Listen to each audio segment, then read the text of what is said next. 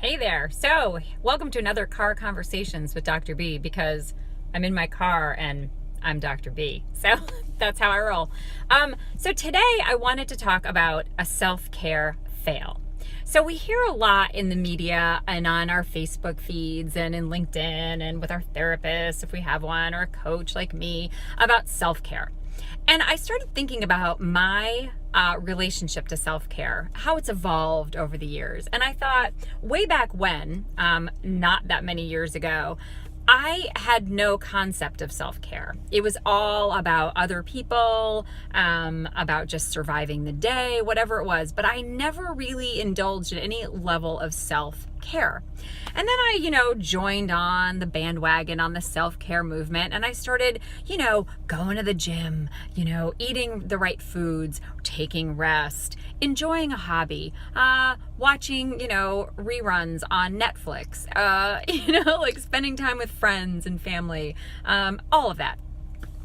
And then I thought to myself recently, since this head injury that has knocked me out, that I have to develop a different relationship with self-care, that this missing element in the self-care relationship that I've just kind of like stumbled upon in this experience is really critical.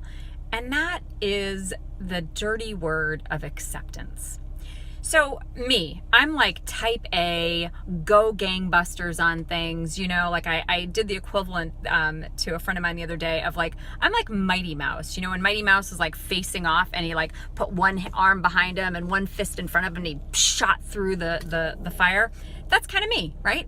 Even though my nickname in high school was Polly Sweet, Polly Purebred, but we won't get into that now. Anyway, so Mighty Mouse. And I thought I've been Mighty Mousing my way through self-care for years of I will make this happen. I will wrestle down the result of self-care. So I'm going to the gym so I can be thinner and firmer. I'm going to relax so I can be this other thing.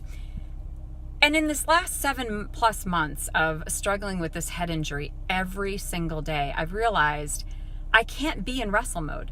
I can't wrestle my recovery out of this self-care practice.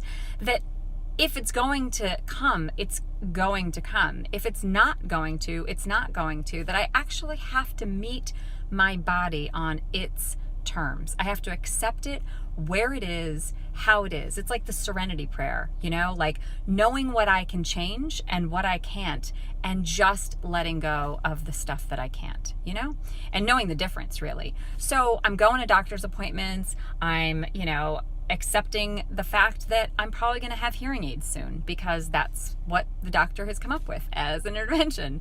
So I'm sure I'm going to rock the sexy hearing aids, maybe put some bling on them.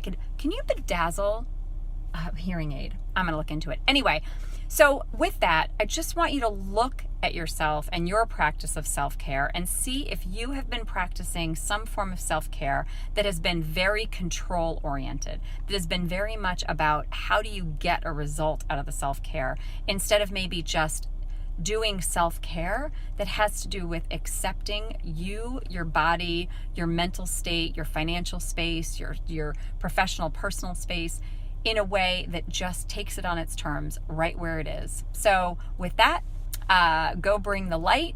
I care about you deeply, and I want you to live a life of acceptance and of power. So find your power in acceptance. Mwah.